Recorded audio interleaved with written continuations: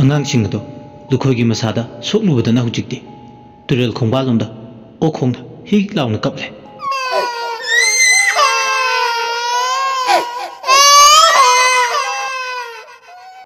ꯂꯨꯈꯣꯏ ꯃꯍꯥꯛ ꯃꯁꯥ ꯇꯧꯔꯤꯕꯁꯤꯡꯁꯦ ꯀꯔꯤꯅꯣ ꯈꯜꯂꯨꯕꯗ ꯃꯁꯥꯗꯣ ꯃꯊꯣꯡ ꯑꯃ ꯈꯪꯖꯗ꯭ꯔꯦ꯫ ꯑꯀꯤꯕ, ꯄꯥꯈꯠꯄ, ꯊꯀꯠꯄꯁꯨ ꯑꯗꯨꯃꯛ ꯐꯥꯎꯔꯤ꯫ ꯑꯉꯥꯡꯁꯤꯡꯁꯤꯅ ꯂꯨꯈꯣꯏꯗ ꯍꯦꯟꯖꯤꯟꯕ ꯉꯝꯗꯕꯒꯤ ꯃꯔꯝꯗꯤ ꯃꯍꯥꯛ ꯃꯁꯥꯅ ꯈꯪꯗ꯭ꯔꯁꯨ माबु उकल लोइखिबा कनखिबदि सुमनतगी मागी ख्वांगद चिरबा जंत्रदुनि जंत्रदुगी मपालना मयाइना अंगांगसिंगसिना मंगोंदा लाक्सा खुदुम चनखिबा ngamदबने तासेंगना हायरबदा जंत्रसे इचम चंबा जंत्र नते लुखोइगी मनी थोकपा मना मतम क्यागी ममांगदगी साबिखिबने जंत्रसिना माबु ngakpi senbibagi चावरबा थौदांग अमा लौरि हायबदि माकना खंगलमदे अदुमना अंगांगसिंगदुना तेंथाना ओइना कपलिंगे तुमिन येंगदुना लैबगी महुत पायरकी लौसिंग अमना खुदक्ता खलकपा वाखल अमना तुरेल खोंबालोमदा ताबा सैतुबोय कैवी तौबमा ताप खुलगा माकना मांगोल जाउगी मसादा उगा फैदौना नप नपतुना लैबा अंगांग फत्रबा मयामदो सैतुबना थादुना कोइतान ताले असुमना तौबना मांगोल जाउगी मसादा अयदपन पीदुना खुरौ थांगलंबा अंगांगसिंदो वा वा कपतुना कुना साबा हिदुगी मनुंगदा तोंगदुना अमु तुरेल लैराय वांगबदो लाना चतख्रे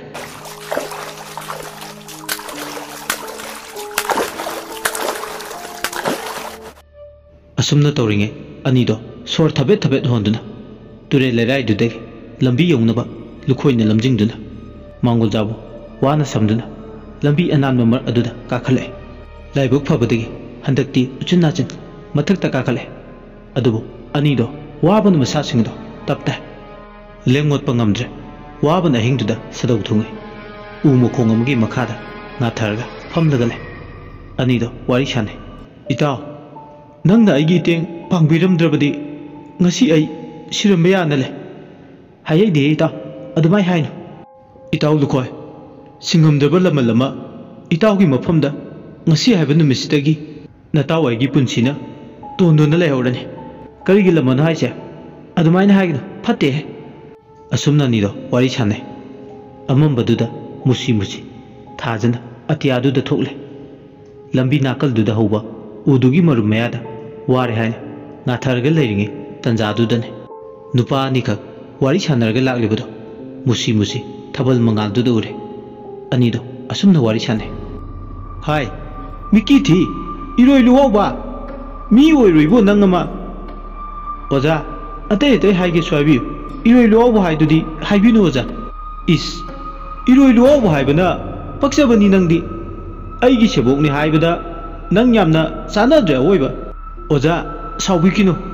अइदो खरा किगनबा हाय किगलदि करिगी माइबो इनिंगले ओजा अदु उदागे ऑफम नते माइबो ओरदि पावर पाइगद्रा खनबदगिनी करिगी पावर नंगी खुकी लाकीदो अइगी वादिना अदु उदा खंगदे ngasiगी नुमिता लोंग मचिल तुंबसे सेंबो लोयदोबे यादबने ओजा ओजाना हाइबदु तौरगा लोरे वाहैददी ओजा ओजा नंगा तौबो थबकसिबा इबो चैनम नंबदौना हेक तौइने असुमना निसिना वारी सानबा ngangnaribasinse नुमिदांग ओइरे चिक्का चिक्ले यामना हौना उमरुमदा लेरिबा मांगोल जाव मदे लुखोइदी मयेक सिंगना तारमे अनीदो मुरुम मुरुम सोनरे मी ताखिनी मतागो मखोयनी उमरुमदुदा लोलगा लई हायबा खंगनबा यादे हायबगी मोंगने नाकोंग मयादा मुरुम मुरुम सोनरे ताबरि ताव ताई ताव लुखोय अनीसिगी मनुंगदा अमदी अई खोंजलदगे खंगे थांजंगी थांग साबा माइमुने थांजम माइमु हायबा थांजम माइमु अदु ओइरदि माइसे माइबा साबा तंबा चटला जाला होय अदुमाइना तोरमदौ माले माना इतत्तना ओजा ओजा हाइदुना कौरिबसिना माबु ताकपि तंबिरिबा माइबा मकोकतु सोइदन ओइगनि खले अदुनि ताव मदुमकनि ओइदुइसे इताव लुखोय मखोयनिंदा तौदुइसे अफबा थबक माने अइगी पुकनिंदा याम सिंगनरे नंगदा नते इताव मंगोल जाव अइसुनि सिंगनरिसे इतत्तना अदुदि ngasi नुमिदांगसिदा खंथोकपा अमा चुमे होय ताव कनाना खंगनि ngasi अखोइना खुल लेकाइसिना मफुंग कायना ꯑꯔꯨꯕ ꯐꯤꯕꯝ ꯑꯃꯗ ꯂꯩꯔꯤꯕ ꯃꯔꯝꯁꯦ ꯃꯈꯣꯏꯒ ꯃꯔꯤ ꯂꯩꯅꯔꯝꯂꯗꯤ ꯀꯅꯥꯅ ꯈꯪꯕ? ꯑꯗꯨꯅꯤ ꯏꯇꯥꯎ, ꯑꯩꯁꯨ ꯈꯜꯂꯤꯅꯤ ꯑꯊꯦꯡꯕ ꯑꯃꯝꯕꯗ ꯃꯤ ꯄꯨꯟꯕ ꯇꯧꯕ ꯊꯕꯛꯄꯨ ꯀꯌꯥꯝ ꯖꯨꯒꯣꯠ ꯆꯥꯕ ꯑꯐꯕ ꯊꯕꯛ ꯇꯧꯒꯗꯣꯏꯅꯣ? ꯑꯩꯗꯤ ꯀꯌꯥ ꯊꯥꯖꯐꯥꯠꯇꯦ꯫ ꯏꯇꯥꯎ, ꯀꯥꯟꯅꯗꯦ꯫ ꯃꯈꯣꯏ ꯑꯅꯤꯅ ꯆꯠꯂꯤꯕ ꯃꯥꯏꯀꯩꯁꯤꯗ ꯆꯠꯂꯒ ꯀꯩꯗꯧꯔꯤꯅꯣ ꯍꯥꯏꯕꯗꯣ ꯇꯨꯃꯤꯟ ꯃꯇꯨꯡ ꯏꯟꯅꯔꯒ ꯉꯁꯤꯒꯤ ꯅꯨꯃꯤꯠꯁꯤꯗ ꯈꯪꯗꯣꯛꯅꯕ ꯇꯧꯔꯁꯤ꯫ ꯍꯣꯏ ꯏꯇꯥꯎ, ꯃꯗꯨꯃꯛ ꯇꯧꯔꯁꯦ꯫ ꯍꯣꯏ, ꯐꯅ ꯇꯧꯔꯝꯂꯦ ꯐꯔꯦ, ꯐꯠꯇꯅꯕꯨ ꯇꯧꯔꯝꯂꯦ ꯑꯗꯨꯁꯨ ꯃꯔꯝ ꯈꯪꯂꯅꯤ꯫ ꯑꯗꯨꯕꯨ ꯑꯅꯤꯃꯛꯇꯒꯤ ꯄꯨꯛꯅꯤꯡꯗ ꯆꯤꯡꯅꯔꯤꯕꯁꯤꯡꯁꯤꯗꯤ ꯄꯨꯡꯀꯣꯛ ꯀꯣꯛꯂꯅꯤ꯫ ꯑꯁꯨꯝꯅꯅꯤꯗꯣ ꯋꯥꯔꯤ ꯇꯨꯃꯤꯟ ꯁꯥꯗꯨꯅ ꯂꯝꯕꯤꯗ ꯆꯠꯂꯤꯕ ꯑꯅꯤꯗꯨꯅ ꯃꯈꯣꯏꯅ ꯄꯣꯊꯥꯗꯨꯅ ꯂꯩꯕ ꯎ ꯃꯈꯣꯡꯗꯨꯒꯤ ꯃꯄꯥ ꯂꯥꯟ ꯍꯦꯛ ꯆꯠꯈꯤꯕꯒ ꯇꯨꯃꯤꯟ ꯇꯨꯡꯂꯣꯝꯗꯒꯤ ꯃꯈꯣꯏ ꯑꯅꯤꯗꯣ ꯂꯥꯞꯇꯛꯅ ꯏꯟꯅꯔꯛꯅꯕ ꯀꯟꯅ ꯍꯣꯠꯅꯔꯛꯏ꯫ ꯁꯣꯝꯗꯅ ꯁꯛꯂꯣꯠꯄ ꯃꯥꯏꯕꯗꯨꯒ ꯊꯥꯡꯖ ꯃꯥꯏꯃꯨꯒꯗꯤ ꯑꯃꯝꯕꯗꯨꯗ ꯃꯈꯣꯏꯒꯤ ꯇꯧꯒꯗꯕ ꯊꯕꯛ ꯊꯧꯔꯝꯅ ꯌꯥꯝꯃꯟꯈꯤꯕꯅ ꯊꯣꯏꯅ ꯑꯀꯣꯏꯕꯗꯨꯗ ꯀꯅꯥ ꯂꯩ ꯂꯩꯇꯦ ꯍꯥꯏꯕ ꯈꯜꯂꯨꯗꯦ꯫ ꯉꯁꯤꯒꯤ ꯄꯣꯠꯂꯣꯏꯈꯤꯕꯗꯨꯅ ꯑꯗꯨꯃꯛ ꯅꯨꯃꯤꯗꯥꯡ ꯊꯦꯡꯖꯤꯜꯂꯛꯄꯒ ꯈꯨꯜ ꯂꯩꯀꯥꯏꯁꯤ ꯈꯨꯟꯇꯥꯛ ꯂꯥꯟꯁꯤꯕ ꯊꯣꯛꯀꯅꯤ꯫ ꯑꯗꯨꯅ ꯊꯣꯏꯅ ꯀꯤꯅꯤꯡꯉꯥꯏ ꯂꯩꯇꯦ꯫ ꯃꯈꯣꯏ ꯑꯅꯤꯕꯨ ꯈꯪꯈꯤꯅꯤ ꯍꯥꯏꯕꯒꯤ ꯃꯁꯥꯗ ꯀꯩꯁꯨ ꯅꯥꯆꯨꯡꯕ ꯐꯥꯎꯔꯝꯗꯦ꯫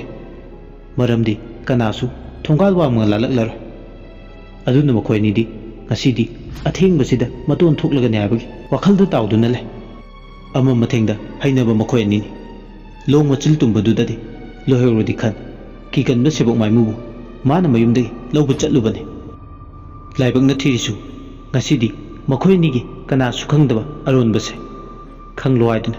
ꯅꯨꯡꯗꯝꯕ ꯃꯥꯅ ꯊꯧꯁꯤꯟꯕꯒꯨꯝ ꯊꯣꯛꯈ꯭ꯔꯦ꯫ ꯃꯥꯡꯒꯣꯜꯖꯥꯎ ꯑꯃꯗꯤ ꯂꯨꯈꯣꯏꯒꯤ ꯃꯈꯨꯠꯇ ꯇꯥꯔꯣ ꯍꯥꯏꯗꯨꯅ ꯇꯝꯕ ꯈꯨꯗꯣꯜꯗ ꯆꯞ ꯃꯥꯟꯅꯈ꯭ꯔꯦ꯫ ꯑꯅꯤꯗꯨ ꯇꯥ ꯋꯥꯔꯤ ꯁꯥꯟꯅ ꯆꯠꯂꯦ꯫ ꯍꯥꯏ ꯃꯥꯏꯃꯨ, ꯅꯪꯒꯤ ꯀꯤꯊꯤꯒꯤꯔꯨꯝ ꯇꯧꯕꯗꯨꯅ ꯃꯤꯈꯛ ꯑꯣꯏꯕꯗꯤ ꯌꯥꯔꯣꯏꯅꯦ꯫ ꯂꯤꯡꯖꯦꯟ ꯃꯇꯥꯗꯨꯒ ꯑꯣꯖꯥ, ꯑꯩꯗꯤ ꯑꯉꯥꯡ ꯑꯣꯏꯔꯤꯉꯩꯗꯒꯤ ꯈꯔ ꯀꯤꯅ ꯍꯧꯔꯛꯏ꯫ ꯑꯀꯤꯕ ꯍꯥꯏꯕꯁꯤ ꯅꯪ ꯈꯪꯗ꯭ꯔ ꯃꯥꯜꯂꯦꯅꯦ꯫ ꯋꯥꯈꯜꯅ ꯊꯣꯟꯕ ꯉꯥꯡꯅꯤ꯫ ꯑꯗꯨꯗꯤ ꯑꯣꯖꯥ ꯅꯥꯁꯤꯛ ꯃꯈꯣꯡꯒꯤ ꯅꯨꯄꯤꯗꯣ ꯋꯥꯈꯜꯅꯔꯣ? ꯍꯩ, ꯃꯁꯤ ꯃꯔꯩ ꯃꯔꯥ ꯇꯧꯏꯗ꯫ ꯑꯁꯤ ꯍꯥꯏꯔꯒ ꯃꯥꯟꯅꯕ ꯇꯟꯗꯨꯅ ꯃꯥꯒꯤ ꯑꯣꯖꯥ ꯃꯥꯏꯕꯗꯨ ꯇꯨꯃꯤꯟ ꯂꯩꯈ꯭ꯔꯦ꯫ ꯑꯁꯨꯝꯅ ꯂꯥꯛꯄꯅ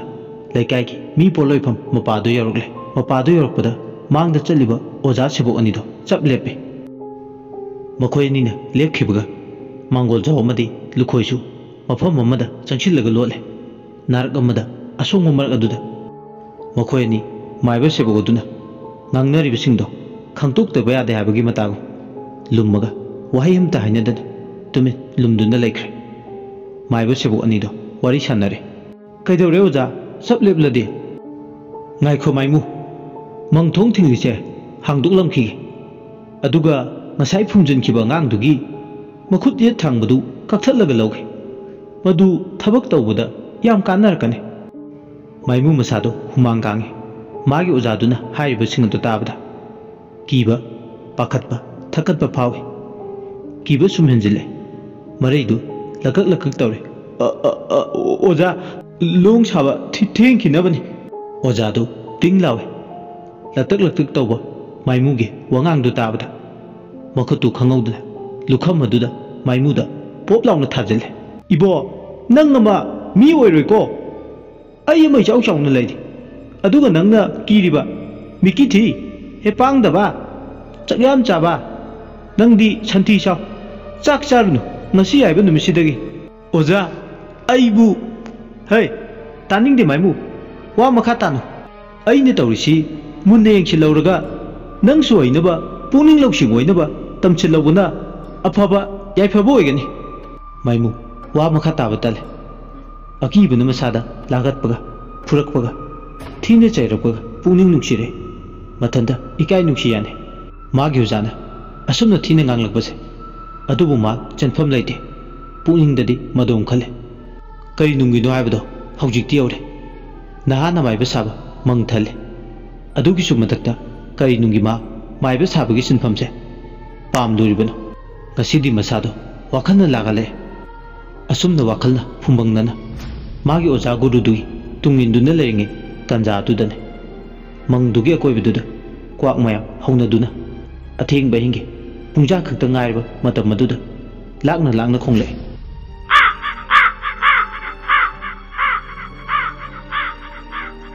ꯃꯪꯗꯣ isuk sui imam mami tongan ba saklo lamane kwak singdu lak lak tun khongle akoi bidu da hawriba uton watun singdu da tung tung duna mai bidu na machinda leiwa sole mangdu da changlam dai machinda murum murum sole o mang thong thinglam le dana adubu kaidawni mang thong se hanglaga loire asi khaladuna haikraba mai bidu mi polofum leiriba mapadu sangchin gaiduna khong thangjinba hawbuda ngairi mahak masado ngasidi mangdugi manungda sangchinba ngamdre makhong aduda tingkhang dumbongna thinbagi chaina pharukle chaina du phawu patamduda mahak masado khoidau titpa makai sauni machinda sole aingonda na haiba karamba phawba maibanone aidi aina hel heli haina khallaga lebine adubu ngasidi kanagi thabuk thawungna aingonda yekai tingai piriba saita khangningreda asi yarga makhongdo pairga khang karimta tawramdaba ye thangbu khongdo sekpa masu yawre sarumna haire maimu do onsilaga maimu ngasi baitoiba maibadu masak khangobra maming leifamsu maimu ifa pakhatna khume oja ai madubakti khangjawdre nangdi khangoi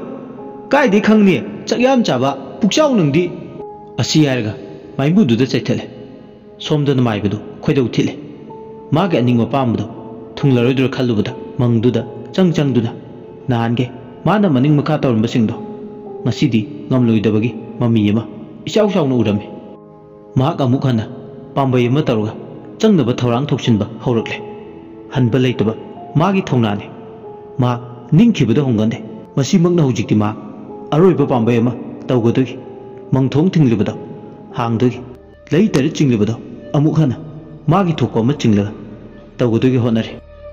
asumna leido chingnaba masada loinerpa thangondu pairga mangi he kanchinpa mapaduda chingge tawbuga mangi akoibaduda hawriba upal singdo pedek lauba mi achawba ma sangsilakpa manbudong tawba itil ama phawre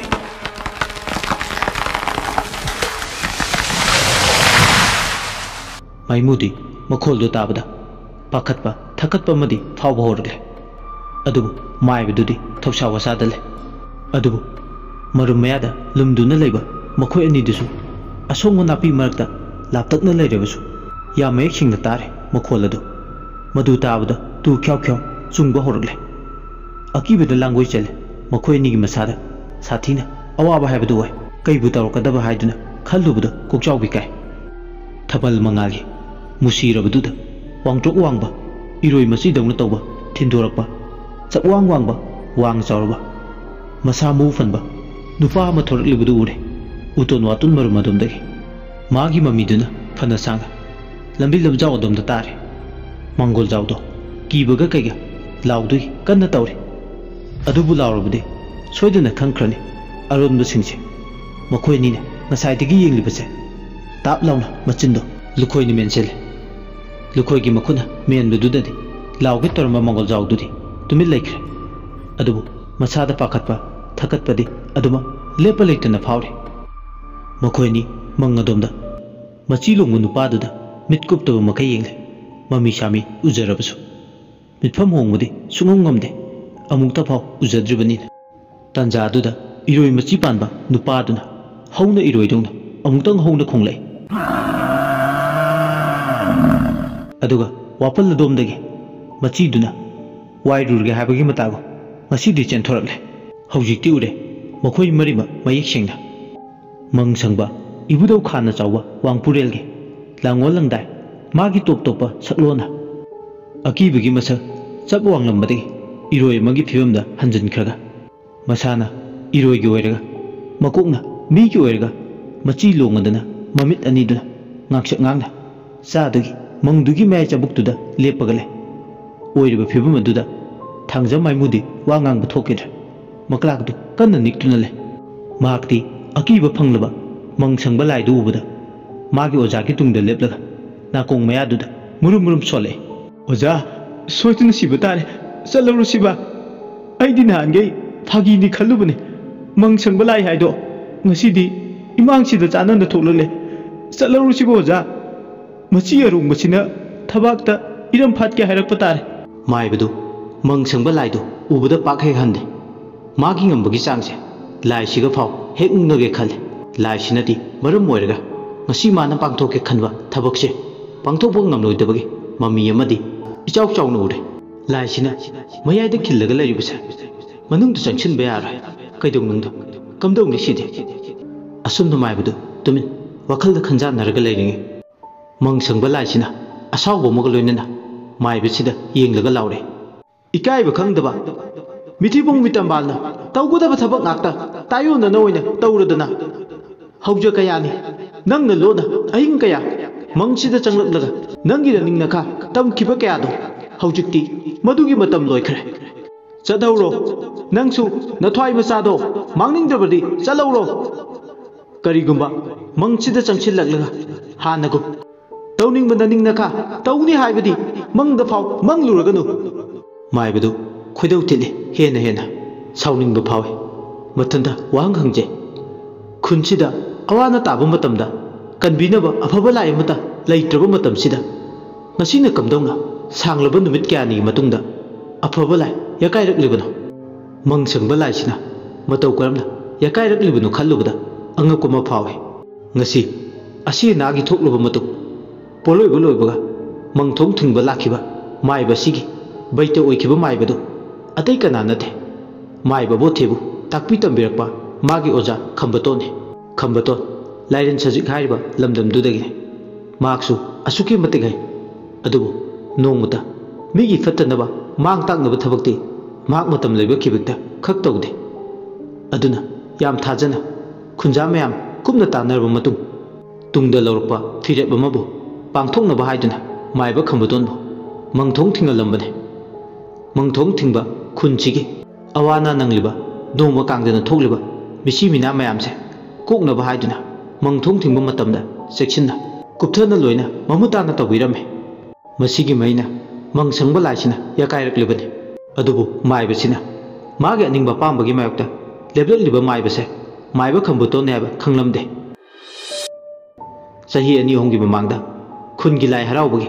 लाइरोइ नुमिता मांगना मनिंग मखा कयागी मतिक तमखि माबु खुल लेकाइसिदा तांथोकी हाइबगिदम लाइरुगी तांखुल नुराबि थोकलमदाइदुदने खुनदुदा लेबा इबो चौबो कोबा नुपा अमा मिरेल चिंगलगा मांगना मनिंग तमन हातखि अदुमना इबो चौबो कोबो नुपादो माना मिरेल चिंगलगा हातलबा मतुंगददि असि अनाउगी पाउ तानरकपदगी तांखुल नुराबिदो थोकलमदाइदुदा लाइबुंगदुदा मई मई वा वा लाउनरे लेकाइदुदा लेबा माइमुम इबो चौ सिरा हाइदुना इबो चौ सिबगी पाउ योरकपगा लाइबुंगदुदा हराउरिबा लाइदो लोइसनबा याददुना नोंममु चोंथरगा लाइदो अमुक लोइसनबा ताखे असुमना मी सिरिंगी चेरकसिदा लाई हराउरिबा लाइबुंगदुगी मनुंगदा मांगना सुथेक मरिदा लाई फदबी मरि उचुक येरगा फुमजिल मी सिबगी अहिंग अदुदा असुमना उचुक येरगा तुमिन फुमजिलगा लेरिंगे सरक अदुदसु मांगना लाई हराउबा यावबा लाकपा माइबा माइबिसिंगी थोंग थाकलगा सिजुननबा चानबा इसिंग माइसिंगदा फत्तबा इसिंग अमदि महै यावबा इसिंग यानसिनदुना पिजे पिथकनबा सिनखि मसिगी मतुंग ताबदा इबो चौबगी पोलोइबा लोइरदुना मी खुदिंगमंगना मंगदगी हनख्रबा मतुंग मीगी पोलोइबा लोइखिबगी मफम अदुदा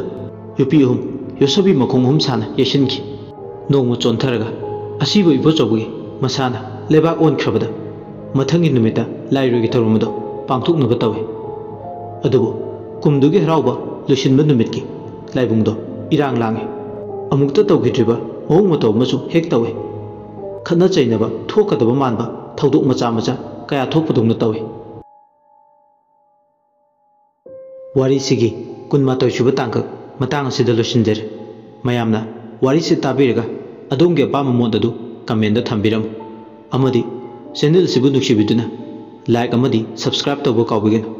losilapad mayam ikungnon amuka na kurumjare